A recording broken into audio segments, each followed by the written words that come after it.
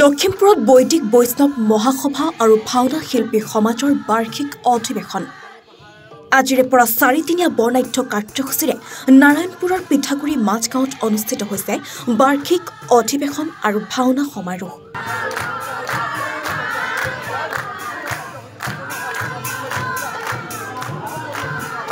4 দিনৰ কাৰ্যসূচীৰে দিনৰ ভাগত বিভিন্ন প্ৰতিযোগিতা অনুষ্ঠিত হোৱাৰ সমান্তৰালকৈ প্ৰতিদিনে ৰাতিৰ ভাগত অনুষ্ঠিত হ'ব দুখনকৈ প্ৰতিযোগিতামূলক ভাওনা। ইতিমধ্যে পুৱাৰ ভাগত বন্তি প্ৰজ্বলন, পতাকা উত্তোলন, নাম প্ৰসংগ, ভাগৱত পাঠ অনুষ্ঠিত হোৱাৰ লগতে মহিলাসকলে পৰিৱেশন কৰা হৰিনামৰ ধ্বনিৰে মুখৰিত হৈ পৰিছে সমগ্ৰ পৰিৱেশ।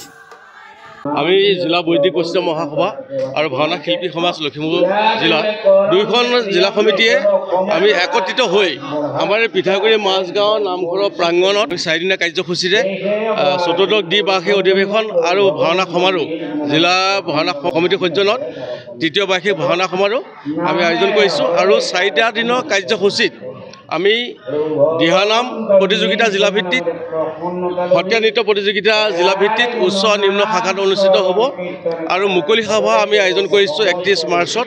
সেই মুকলি সভাত আমাৰ অতিথি হিচাপে মুখ্য বক্তা হিচাপে অংশগ্ৰহণ কৰিব আমাৰ উত্তৰ কমলাবাৰী সত্ৰৰ সত্ৰাধিকাৰ শ্ৰী শ্ৰী জনাৰ্দন দেৱ গোস্বামী প্ৰভুৱে আৰু আমাৰ শংকৰদেৱ কলাক্ষেত্ৰ গুৱাহাটীৰ পৰা আমাৰ বিশিষ্ট অতিথি আসন গ্ৰহণ কৰিব শ্ৰদ্ধাৰ শ্ৰীযুত সুদৰ্শন ঠাকুৰদেৱে আৰু লগতে বহুজন গণ্যমান্য ব্যক্তি আমাৰ এই মুকলি সভাত অংশগ্ৰহণ কৰিব।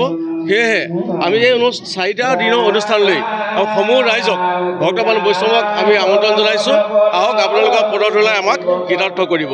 আজি পথালি পাহাৰ আঞ্চলিকৰ আমন্ত্ৰণ ক্ৰমে লখিমপুৰ জিলা বৈদিক বৈষ্ণৱ মহাসভা লখিমপুৰ জিলা ভাওনা শিল্পী সমাজৰ 4দিনীয়াকৈ পিঠাগুৰি মাজগাঁৱৰ নামঘৰৰ প্ৰাংগণত এই বিশাল কাৰ্যসূচীৰ আয়োজন কৰা হৈছে। আজি পুৱা ভাগতে দুভাগী ধৰ্মধ্বজা উত্তোলন, বৈদিক বৈষ্ণৱ মহাসভা ভাওনা শিল্পী সমাজৰ 2খন ধৰ্মধ্বজা উত্তোলন কৰা হয় এক মাংগলিক কাৰ্যসূচীৰ মাধ্যমেদি। তাৰ পাছতে আমাৰ অস্থায়ীভাৱে গুৰু আসন প্ৰতিষ্ঠা কৰা হয়। এই গুৰু আসন প্ৰতিষ্ঠা কৰে আমাৰ শিয়ালমৰা সত্ৰৰ সত্ৰাধিকাৰ অৰুণ গোস্বামী প্ৰভুঈশ্বৰে। তাৰ পাছতে আমাৰ নাম প্ৰসংগ, ইতিমধ্যে নাম প্ৰসংগ শেষ হৈছে।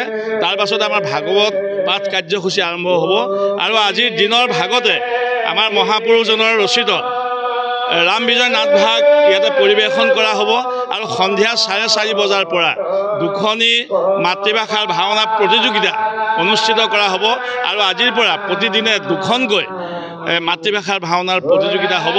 মুঠ 8খন ভাওনা ইয়াত প্ৰতিযোগিতা হ'ব আৰু এখন মহাপুৰুষীয়া ভাওনা আজি 2 বজাৰ পৰা প্ৰদৰ্শন কৰা হ'ব আৰু অহা কালিলৈ জিলাভিত্তিক দিহানাম প্ৰতিযোগিতা আৰু অহা 30 তাৰিখে আমাৰ সত্ৰীয়া নৃত্য প্ৰতিযোগিতা আৰু 31 তাৰিখে 2খন জিলা সমিতিৰ মুকলি অধিৱেশন আমাৰ এই প্ৰাংগণতে অনুষ্ঠিত কৰা হ'ব।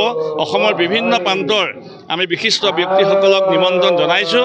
আমি সকলো লখিমপুৰবাসী ৰাইজক আমন্ত্ৰণ জনাইছোঁ যে বৈদিক বৈষ্ণৱ মহাসভাৰ এই অধিৱেশন ভাওনা শিল্পী সমাজৰ অধিৱেশনলৈ আহি আমাৰ কাৰ্যসূচীসমূহ ৰূপায়ণত সহায় কৰিব বুলি আশা ৰাখি আমি বিনম্ৰতাৰে সকলোকে আমন্ত্ৰণ জনাইছোঁ।